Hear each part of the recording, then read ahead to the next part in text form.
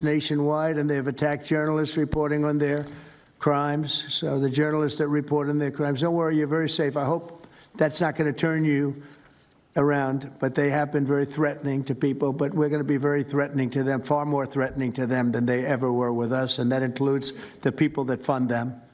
Probably some of the people I know, some of the people I dine with, but if they do, they're in deep trouble. So that was Donald Trump publicly threatening to be even more threatening to protesters and people who disagree with him and those whom he claims finances them than they are to him, which is a really stunning thing for a guy to say. It's, hey, listen, I feel threatened, so I'm going to threaten him even more from a position of power. It's kind of unhinged, and it was from a press conference that Trump conducted a couple of days ago with not just top members of the Trump administration, but a bunch of right-wing dipshits, conspiracy theorists, and MAGA cultists. And we have to talk about this. But before we do, if you end up liking this video and you want to support the channel, please be sure to hit the like, subscribe, and alert bells before you go. All right, friends. So a couple of days ago, Donald Trump had this press conference. It lasted forever, and it was really unhinged. And I mentioned that we would need to talk about it. And then, of course, bunch of other things happened, and so it kind of got lost in the weeds. But I did want to circle back to it because it is one of the more lengthy and ridiculous and absurd and unhinged press conferences that Trump has conducted. And it also had like multiple cabinet figures in attendance, people like Kristi Noem, who's the Secretary of Homeland Security, Pam Bondi, Attorney General, and again, a bunch of prominent right-wing podcasters and influencers. So let's play some of these clips. It's breaking down the organization brick by brick. Just like we did with cartels, we're going to take the same approach, President Trump, with Antifa. Destroy the entire organization from top to bottom. We're going to take them apart. Thanks to your bold leadership and the designation of Antifa as a terrorist organization, which is exactly what they are, Americans will no longer tolerate their unhinged violence. So again, Antifa is not an organization. It's a movement. It stands for anti-fascist. The F in Antifa stands for fascist. So I've said before, I'm not sitting here claiming that no member of Antifa, or no one who identifies as Antifa, I should say, has ever committed violence. I'm absolutely certain that that's the case, and they should be prosecuted. But this idea that it's like a terrorist organization or even centrally organized in any way is absurd. It's not like the Proud Boys or the Oath Keepers or Turning Point USA, these far-right organizations. It's a movement, and they are very loose with their interpretation of what is or is not Antifa. The Trump administration accuses everybody of being Antifa. So the problem is when they start referring to Antifa as this broad social movement in this way, they then start to widen the aperture of whom they target politically, legally in terms of violence. And it could be Democratic politicians. It could be, liberal, progressive YouTube commentators such as myself. Like, you don't know, right? Who the hell are you talking about? Anybody that they disagree with is apparently Antifa. And so to hear Pam Bondi use this aggressive, violent language is pretty disturbing. Here's FBI Director Kash Patel. Networks through their financial criminal activities, which has been going on for decades. And I would like to remind the American public, they built this diseased temple of corruption over decades. And in 8 short months, Mr. President, you have crippled their foundation because of your leadership here, because of the interagency, because of people like Deputy Attorney General Blanche, and because of Attorney General Pam Bondi's fearless leadership to go after criminals wherever they are. Temple of corruption.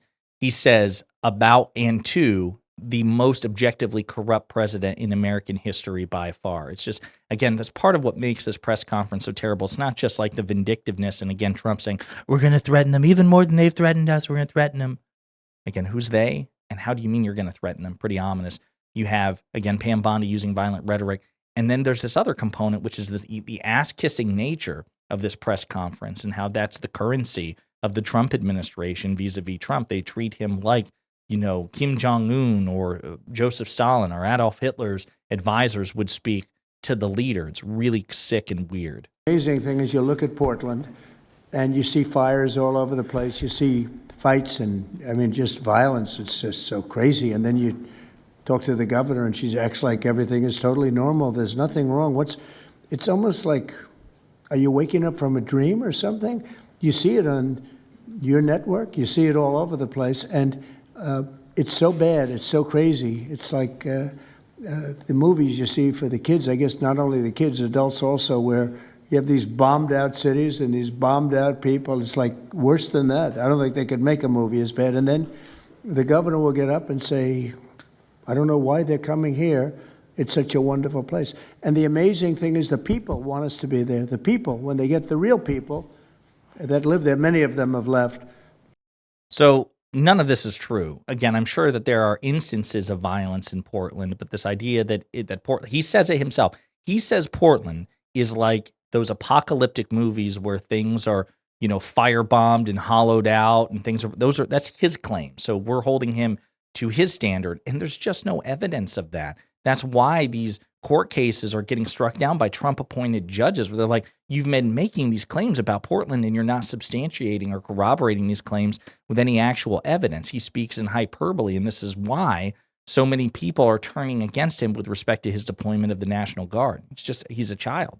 Here's another clip. To be the same thing in Chicago. So they've had 60, 70 murders over a short period of time. Murders, people that got shot. They've had hundreds of people shot, and then a guy like Pritzker, or this low IQ mayor, gets up. I mean, he got up, he's got a 5% approval rating, and the people are all against him. They want people to come. Beautiful black women are wearing a MAGA hat last night on television. Why would he say beautiful black women? Like, why is he like noting his surprise that black people would support? Like, what was that? That was a weird comment to make, I think. Just very strange. As far as, the issues with state and local leadership, yes, my understanding is the Chicago mayor is not particularly popular at all. But the idea that has to do with the National Guard, there's some sort of relationship there.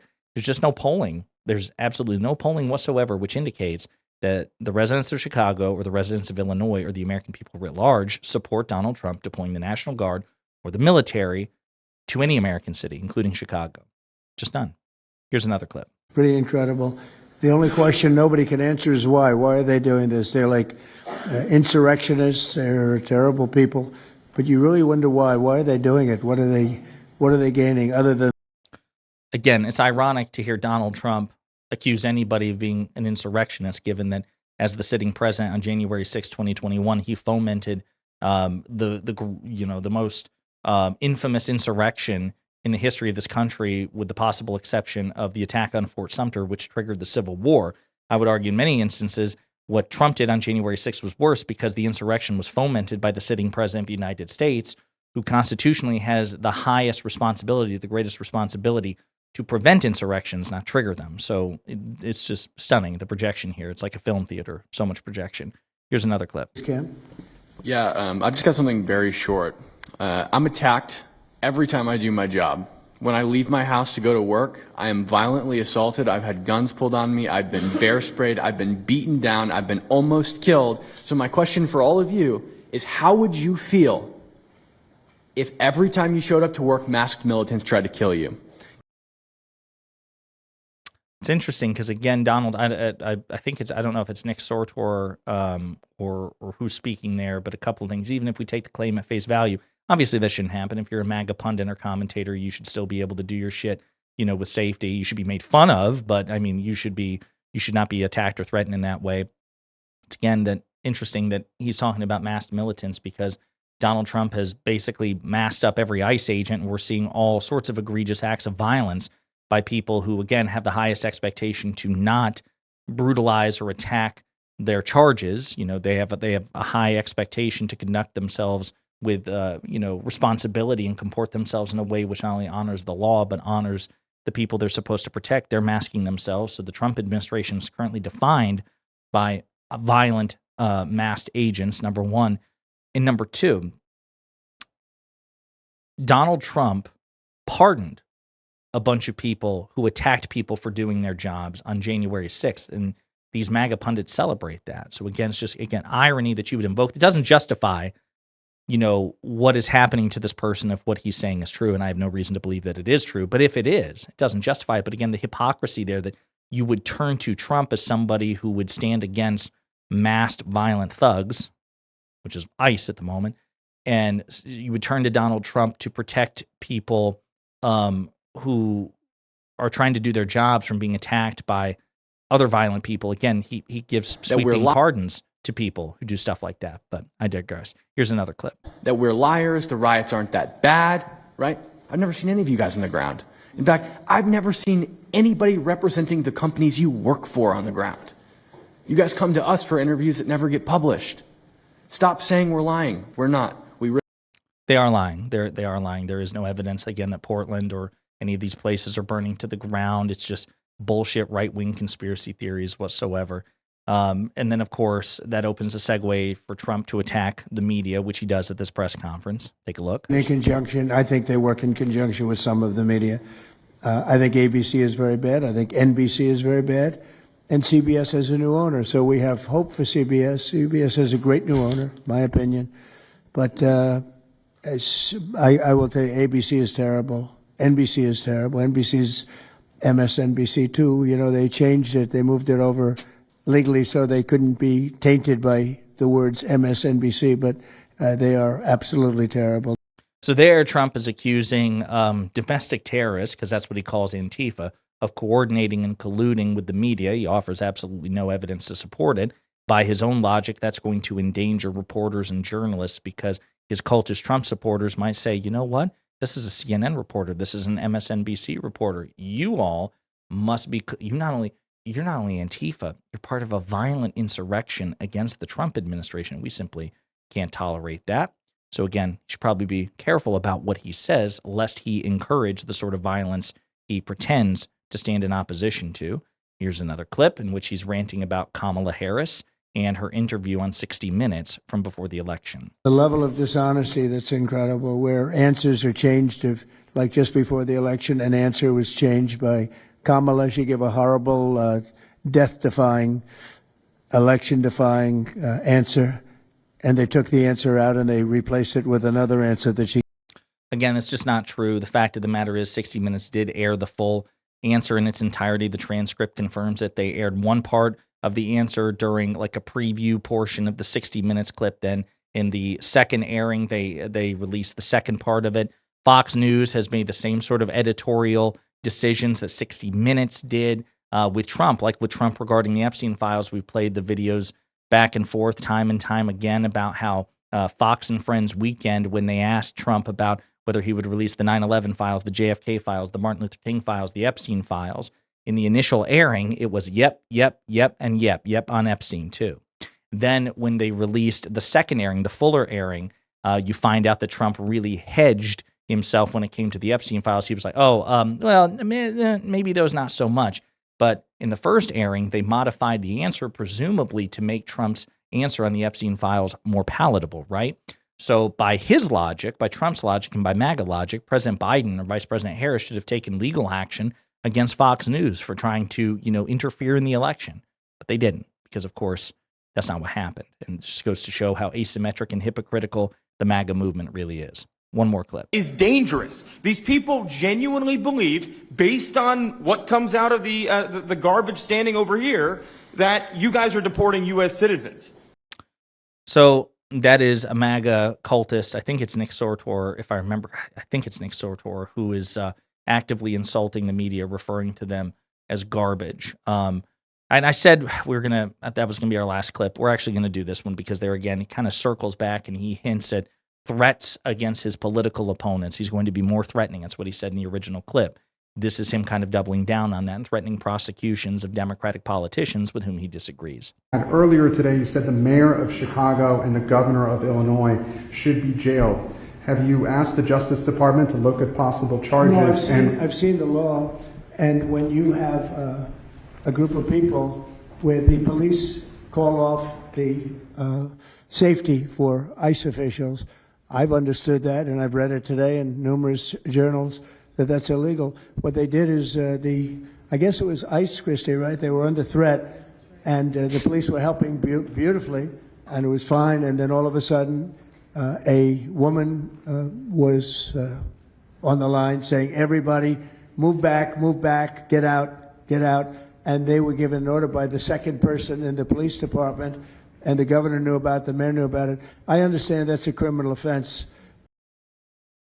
So again, Trump doesn't substantiate his claims whatsoever. He's just like, listen, if you do something that I disagree with, it's a criminal offense and you should be prosecuted. Now, given the rate at which Trump opponents, Trump critics like, again, James Comey, now Letitia James, at the rate that they're being prosecuted, it looks like a John Bolton prosecution's right around the corner.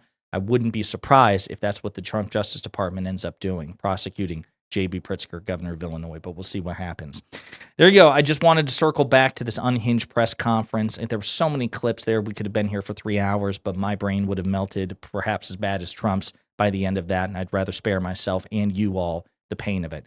You got a taste of what happened. Donald Trump publicly threatening prosecutions against his political opponents, saying that Antifa, which is pretty much in his estimation, anybody who disagrees with him is a domestic terrorist, part of a domestic terrorist organization that should be crushed. It's getting seriously dangerous, folks, and it's another reason why Democrats need to win the 2026 midterms and the 2028 presidential election and then use the power that they have to make sweeping institutional changes. In the meantime, let me know what you think in the comments.